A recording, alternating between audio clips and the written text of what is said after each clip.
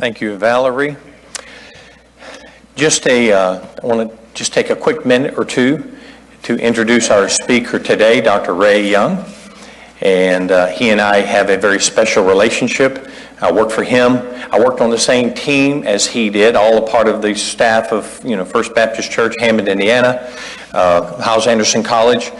And then I had the opportunity the last 10 years that I was there, from 9 years through 2010, to work immediately with him and answer directly to him, as he was the president of the college at that time, and had been for many years before that. But so thankful that God gave us the opportunity. God gave me the opportunity to work with him.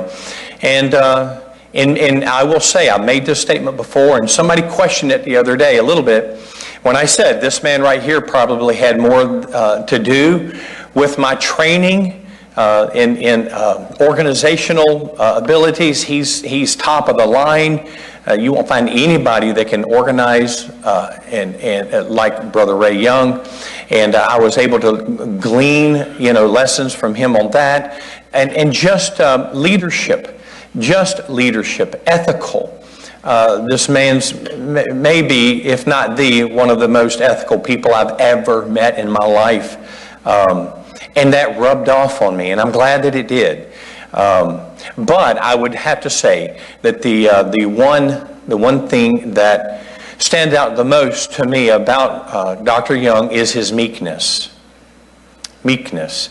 You can spend a lot of time with him and never fully understand the greatness that it has been in your presence. He is a great man, but you'll never know it from him. He's just meek. And the Bible says that Moses was the meekest man on the face of the earth, meaning that Moses had great leadership ability, but he toned that down, and he didn't lord that over people. I'm going to tell you something that happened one day in a meeting where Brother Ray and I had just he and I, and we met a couple times a week together. And I don't remember the details, and I'm sure that Brother Ray would not even remember the story I'm getting ready to tell, so I can make it up if I want, but I'm not. We had a meeting, and I got a little sideways in the meeting. Yes, I got a little sideways. Now, not arrogant, not disrespectful. I've never been that guy to be disrespectful to my bosses, my leadership. But I did get a little sideways, and I don't even remember what it was over. And I'm sure that I was the cause of it. I'm sure that, it was me. It wasn't Brother Ray. He was an easy man to work for, and had high expectations, but very easy to serve. Well, I got frustrated, and he noticed it.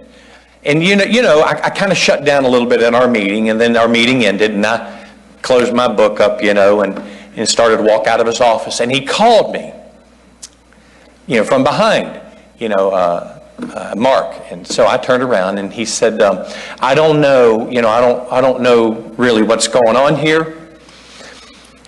He said, I've never forgotten this. He said, I have frustrated you. And that wasn't the case. I got frustrated. I don't think it was him. But he said, I have frustrated you. And you're too valuable of an employee for me to frustrate. And I don't want us to leave like this. Hey, whatever my frustration was, melted right away. Gone.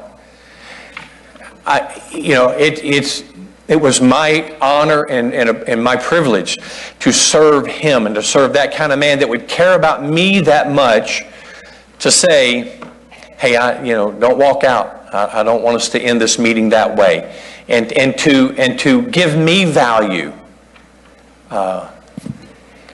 That's called meekness. He could have just said, walk out. You'll get over it. I mean, he could have, and that's what a lot of bosses say. You'll get over it. He'll get over it. Don't worry about him. But that wasn't Brother Ray Young. And that's what you call meekness, of him caring for somebody that worked for him in such a way as that. So we are very privileged to have such a great man to be with us at our church today.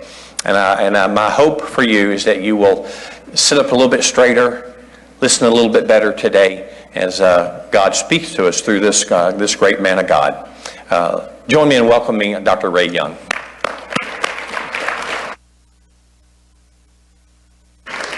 Could I ask you to open your Bible again where we were a few moments ago, the book of Ruth and chapter 1, the verses that we read together just a few moments ago. We read those on purpose because that's where we're going to begin this morning. Ruth chapter 1, if you would turn there right quick. I do love Brother Mark, and I did enjoy working with him, and I'm very honored that he would allow me the privilege of speaking in your church. And thank you for your faithfulness. You know, when the charter members stood up, I thought, there was probably just a few of them to start with, and it's been 56 years. And then he said, and those that have been here over 50 years, I thought, okay, 2 or 3 more. My goodness, half the crowd stood up. Speaks very highly of your church and of you. Thank you for your faithfulness. And I know many others have been here 20, 30, 40 years, and thank you for being faithful. My wife and I had the privilege of rearing 3, I always say beautiful daughters, and all 3 of our daughters are married to preachers, and all 3 of our daughters serve full-time in some sort of an independent Baptist ministry, and their husbands do also. While my wife and I were rearing our 3 daughters, there was several things we tried to do to help them to grow in the Lord as they grew up.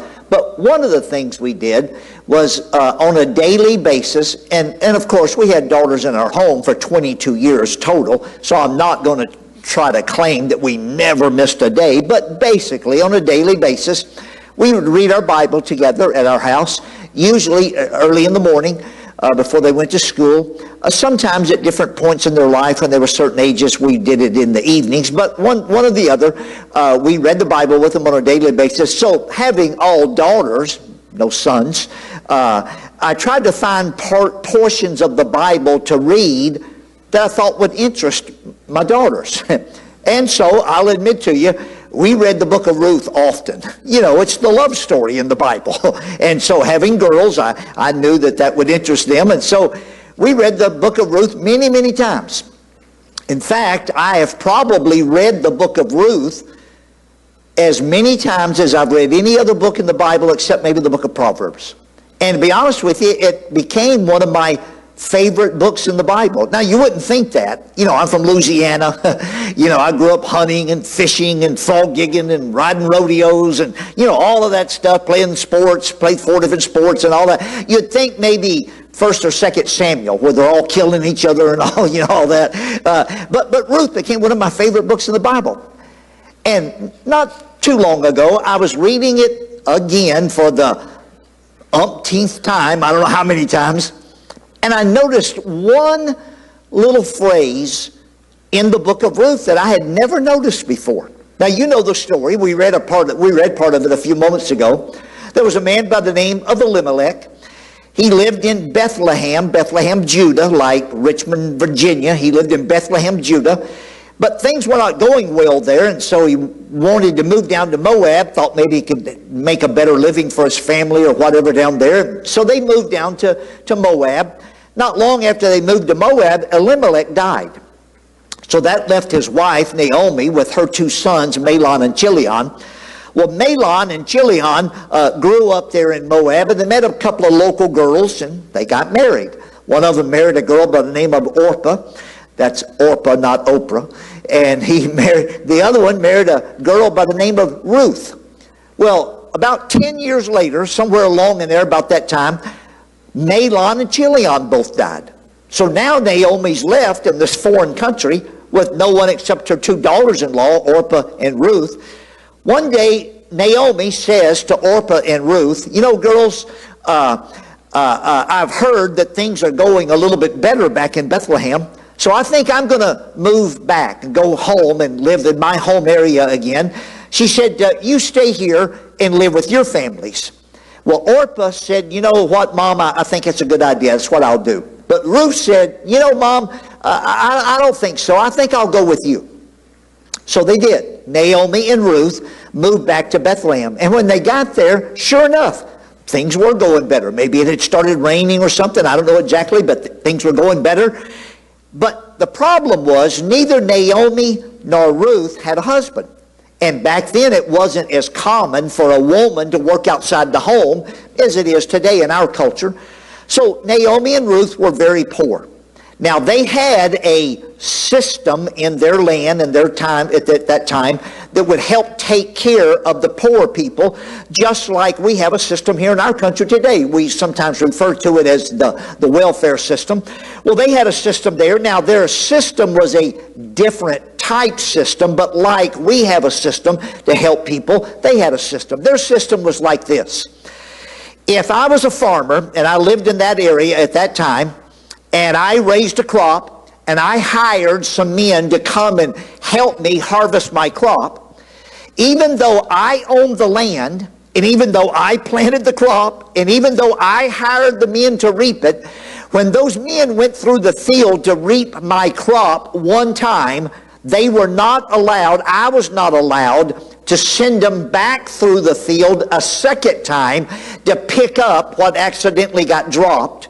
Or maybe if there was a few stalks left here and there, over in the corner there was some mist or something, I couldn't go back and what they called glean the field. I had to leave it there. The purpose for that was so that the poor people could come to the field and pick up some of the leftovers, and that would be what they would live on.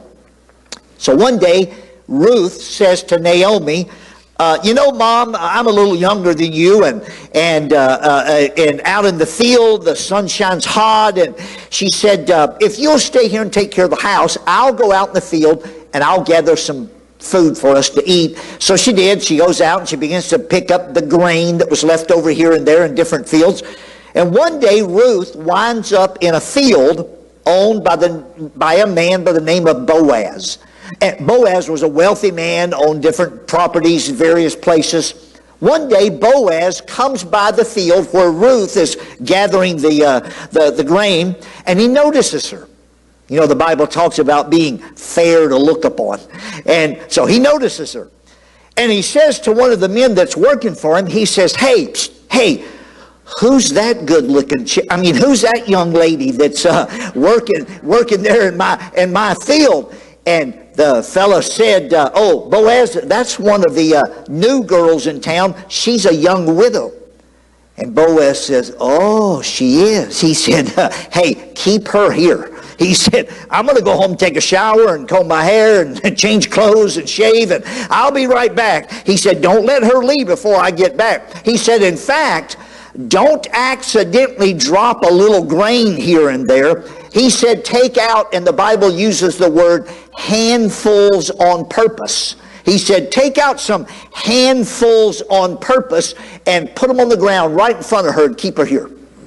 So Boaz goes home, he shaves or showers or whatever, and he comes back, and they meet and they fall in love. It's a great love story. If you haven't read it recently, I'd recommend you read it again. But when they fell in love, then they wanted to get engaged.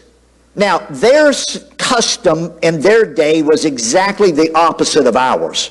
In our land today, in our culture, if a couple falls in love, they want to get engaged, it's usually kind of private, maybe at a restaurant, maybe in a park somewhere or something.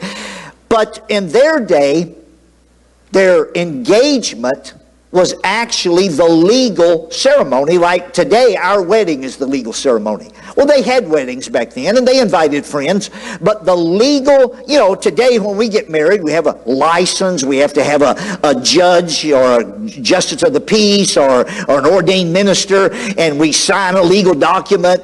Well, in their day, the wedding was just a big celebration for the family. The legal ceremony was the engagement. They actually had to have a judge come. They actually had to convene, like in a courtroom. And the judge had to hear testimony from the people in the courtroom to determine whether or not, to judge whether or not this couple had the legal right to marry each other. I don't know if it was like this in this area, but where I grew up down in Louisiana in the deep south, I remember as I was growing up, when you went to a wedding, they always asked, does anybody know of any reason why this couple does not have the legal? Now, I don't know why they asked that. I never heard anybody say one single time. I'll tell you, but they always ask that question. Well, in their day, this judge had to hear testimony. And sure enough, he heard the testimony, and he made a legal ruling that they had the right to get engaged. So they did. They got engaged. And their loved ones and their friends that were there at the ceremony wanted to wish God's blessing upon their new home. And so they used this phrase, and this is the little phrase I had never mentioned, I'd never noticed before. They said, "May thy house be like the house of Pharis." And when I read that little phrase, "May thy house be like the house of Pharis," I thought to myself, well, their friends and loved ones are at this ceremony. Their friends and loved ones are wishing God's blessing upon their home. And if they use the phrase, "May thy house be like the house of Pharis," I thought, Pharis must have had a pretty good house. To be honest with you, at the moment I couldn't remember who Pharis was. So I keep a little spiral notebook with me when I read my Bible every morning, like Brother Crockett mentioned in the Sunday school lesson, Sunday school hour this morning. And so I wrote on the page that I was studying on that morning, I wrote, "Study the house of Pharis." Now, if you'll let me, I want to quickly tell you another story. This second story I'm going to tell you took place about 400 years before the story of Boaz and Ruth. In this story, there's a family that has 4 mothers. When I say 4 mothers, I don't mean a man got married and his wife died, and he got married again and his wife died. And I'm not even talking about in this case where a man got married, he had a divorce, and got married again, had a divorce. No, in this family, there were 4 mothers all married to the same man at the same time.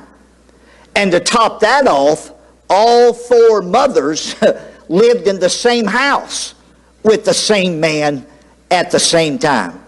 And to top it all off, 2 of those 4 mothers were sisters that already hated each other before they both married the same man. Can you imagine how much confusion there was in that house? Can you imagine the chaos and the strife? Can you imagine the hatred there was in that house? In fact, there was so much hatred in that house. The boys that grew up in that house, there were 12 of them. Between the 4 mothers, they had 12 sons. There was so much hatred in that house, the day came when 11 of the boys decided they were going to murder the 12th boy. And I don't mean 12th in birth order, but 11 of them was going to murder the other one, the 12th one. And they decided to kill him. But one of them said, hey, I hate the punk as much as the rest of you do. I want to get rid of him just like you do, but I don't want his nasty old blood on my hands. Let's throw him in a pit and let him starve to death. So they threw him in a pit to let him starve to death, as if that might be a better way to die. And while he was in that pit, supposedly starving to death, a caravan came by. It was going down to Egypt, a bunch of camels and donkeys and so forth, men taking things down to Egypt to sell. And one of the 11 brothers, there was 10 of them there at the moment, one had wandered off somewhere, but one of the 10 brothers that were there at the moment said, "Hey guys, I hate the punk too. I want to get rid of him just like you do, but why should we let him starve to death and not make anything out of it? Hey, let's make a few bucks out of this. Let's sell him as a slave." Well, the rest of them agreed to it. There was that much hatred in that house that those brothers took their own brother and they sold him as a slave. The Bible talks about the anguish of his soul. He was a young lad at the time, and the Bible talks about the shackles that they put on his ankles and the wounds that it caused and the pain he suffered. And as their brother is being dragged out across the desert, maybe tethered to the back of a camel or something with shackles on his legs, and he's begging them and pleading with them not to do this, they just stand there and nonchalantly jingle the coins in their pocket that they got for selling their own brother. There was so much hatred in that family. They not only sold their brother as a slave, then they went home and told their father that their brother was dead and that they found his coat, which they had taken and shredded it up on purpose, and put some blood on it, and gave it to the father and let him assume that his son had been eaten by a wild beast. Now, we've all experienced this or known someone who's experienced this. I don't know of any grieving process that's any more severe than what we call the untimely death of a child. Not only did they stand there and watch their father grieve, and that's not a few days. That's not a few months.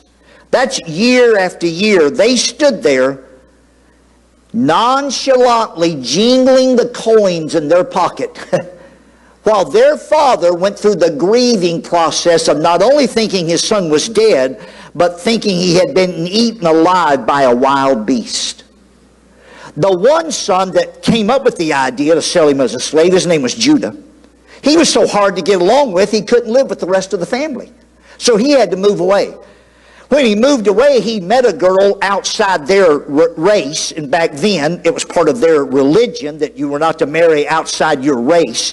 And he married this girl outside their race and religion that was against their religion at the time, not because he didn't know any better. He knew better. He was doing it just to spite the rest of the family. So Judah marries a girl, and they have a son. His name is Onan. Onan grew up, and he married a girl named Tamar. And Onan was so wicked that God killed him. And when I say so wicked God killed him, I don't mean God let him get sick and die. I mean the Bible specifically uses the phrase, so wicked the Lord slew him. Well, they had a custom in their day that if a girl was married to a man and the man died and the girl had no children, that girl would marry the man's brother. And the brother would raise up children in the name of his brother. So Judah says to Tamar, your husband Onan, my son, is dead. I'll let you marry my other son. His name is and I think I got the two names backwards. The first son was named the second son was named Onan. But when she married the second son, he was so wicked God killed him too. Well, Judah had a third son. The third son, I don't know how in the world he got this name, but his name was Shelah. But Judah said to Tamar, his twice widowed daughter-in-law, if you'll wait, I'll let you marry Shelah. Shelah apparently must have been a little younger than the other two. So he said, if you'll be a widow on purpose, and the widow on purpose, what that means is this. It means if some lady was a widow and she was going to be a widow on purpose, she would wear a certain attire. It's called the attire of a widow. And she would wear that on purpose so that everybody would know, I'm a widow and I'm not interested in dating anybody. I'm not available to get married. So during the prime years of her life, Tamar wears the attire of a widow and is a widow on purpose, waiting for Shelah to become old enough to marry because Judah promised her. But when Shelah got old enough, then Judah admitted to his daughter-in-law Tamar that he had been lying that whole time and he wasn't going to let her marry Shelah after all. Well, about that time, Judah's wife dies. So Judah decides he's going to get away for a few days. He says to his best friend, I'm grieving over the death of my wife and I think I want to get away for a day or two or a few days. He said, I've got some sheep at a distant place. I'm going to go check on them. Why don't you come go with me? So they did. They left to go check on his sheep. And after Judah left, somebody comes to Tamar and says to Tamar, hey, I know where your father-in-law is going. Tamar takes off the attire of a widow and puts on the attire of a harlot. And in that day and age, the attire of a harlot included a veil over the face so you couldn't tell who the girl was. So Tamar puts on the attire of a harlot. She makes an end-around move. She gets in front of her father-in-law, knows where he's going. She sets up a tent on the side of the road. And I know there's some children in the room this morning, so I'll be very careful the way I tell this actual story that happened that's recorded in the Bible.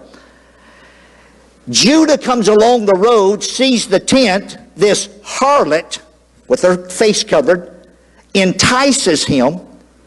Tamar entices her own father-in-law on purpose. Hey, this wasn't a case of some widow that had children that was desperate, and I'm certainly not condoning anything even in that situation, but it wasn't even that situation. She just did it to spite her father-in-law. And so she says to her father-in-law, what are you going to pay me? You know, he doesn't know it's his daughter-in-law. And he says, well, tomorrow when I get to where my sheep are, I'll send one of the sheep back and that'll be your payment. It was a common thing in their day to use livestock to pay debts and so forth. So the next day, Judah's friend comes back with the sheep. But before Judah had left there, the girl had said, Tamar had said, the harlot, he didn't know who she was, she said, how do I know you're going to do that? How do I know you'll send the sheep back? He said, well, tell you what I'll do. I'll leave you my staff. It was a long rod that they carried for protection. And he said, I'll leave you my bracelet. It was probably pretty valuable. And he said, I'll leave you my signet. Their signet was kind of like our signature. It was kind of like our ID. It was kind of like our passport or our driver's license or something of that nature. And so the next day, his friend comes back with the sheep. He looks around. The tent's gone. He asked some of the men in the village, hey, where is that harlot that was here yesterday? And they said, harlot? What do you mean harlot? We've never had a harlot in this village before. And he said, well, there was one here yesterday. And they said, oh, you're mistaken. We've never had a harlot here. He takes the sheep back to Judah. Judah says, oh, well. 3 months later, Tamar comes into Judah. And she says to her father-in-law, I'm expecting a child. Judah is furious. Have you ever heard a more distorted story in your entire life? Hollywood couldn't make up something this distorted.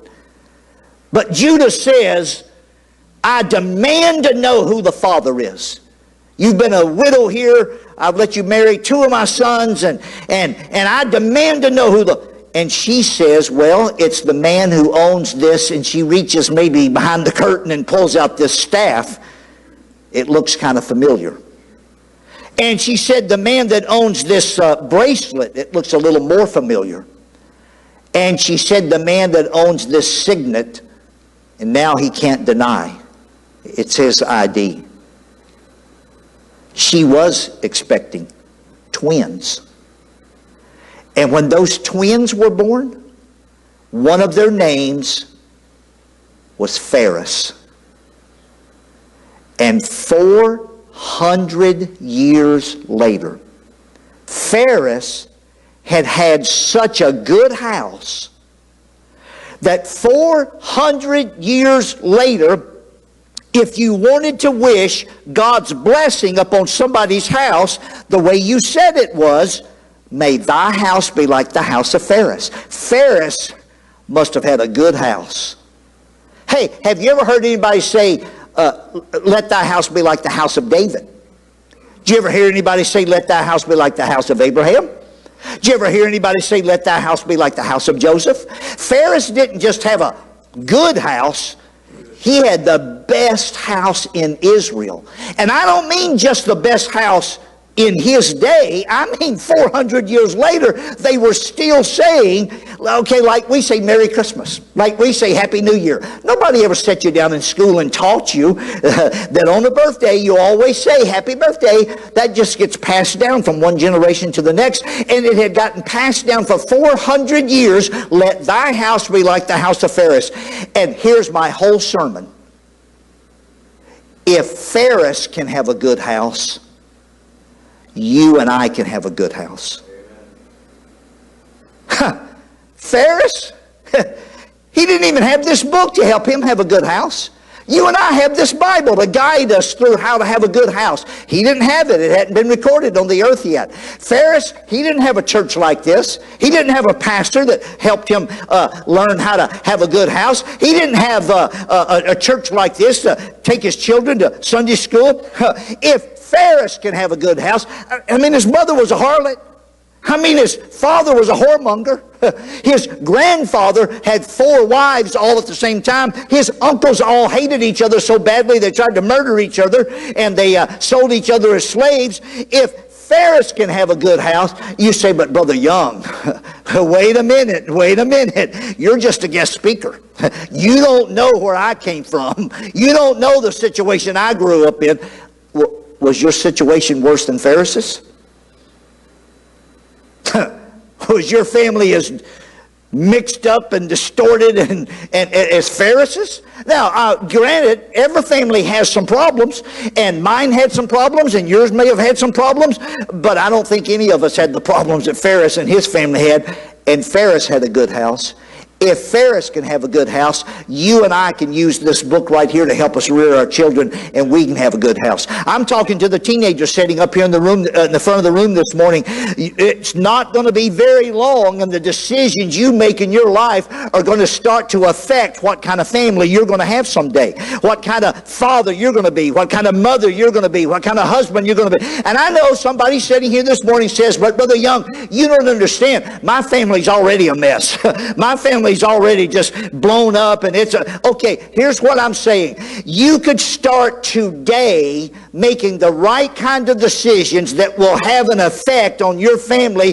Whatever situation it's in right now, God can still take. Look, if God could take what Ferris had to work with and turn it into a great home, God can take whatever you've got to work with and turn it into a better home. If Ferris can have a good house, you and I can have a good house. May I ask you to bow your head and close your eyes? I wonder if there's someone here this morning who would say, Brother Young, God might have been speaking to me this morning. In a few moments, I'm going to have what we call an invitation. We have a pianist coming right now, and I appreciate her doing that. And if you'll wait just a moment, I'll kind of point at you when I'm ready for the piano to play. But before she begins to play, can I ask you this? Is there somebody here right now who would say, you know, God just might have been speaking to me this morning. God may have been trying to get my attention. It may be that God loves me and my family so much that He's interested in my family, and He's interested in the way I make my decisions that will affect my family. Whether your family is you and your husband, or you and your wife, and you and the children, or if it's now the grandchildren, or whatever the case. Who would say this morning, Brother Young, if God could take Ferris and give him a great house, maybe God can take me and my family and help us to improve some things. Brother Young, would you pray for me this morning? I'm asking God to help our family this morning. Would you slip your hand up, hold it up just for a moment? Would you keep it up? Thank you. May put it back down. We may be talking about children, grandchildren, great-grandchildren. We may be talking about nieces, nephews. I don't know what the case is. But is there anybody else here this morning that would say quickly, yes, there's somebody or something in my family where we could use God's help? And this morning, Brother Young, would you join me in praying for my family? Would you slip your hand up right now? Would you keep it up a moment? Thank you. May put it back down. Father, thank you for these that have raised their hands. I pray, Father, that right here in this room this morning, that some of these teenagers will begin to make the right kind of decisions. I pray that some of these young couples that have children in their home will begin to make the right kind of decisions. I pray that if there's any young married couples here that don't have children yet, that they will begin to make the right kind of decisions even before the children come. I pray if there's folks here this morning who have grandchildren or adult children or even nieces and nephews or just any portion of their family that needs some help, I pray this morning that we will claim the promises that you've given us in the Bible. And we'll not only claim them, but we'll start living by them and using them in our lives. Now, with heads bowed and eyes closed, in just a moment I'm going to point to the pianist. But before I do, could I ask you right now, would you please stand? Whether you raised your hand or not, can I ask you to stand right now? If it's convenient for you, would you join the rest of us by standing? In just a moment, I'm going to point to the pianist, and when I do, she'll begin to play. Would you do this? When she hits the very first note, would you leave where you're sitting, step out in the aisle, and come down here to this altar and ask God to help some portion of your family, whether it be you or someone else? Would you come this morning and ask God to help your family? Would you come right now?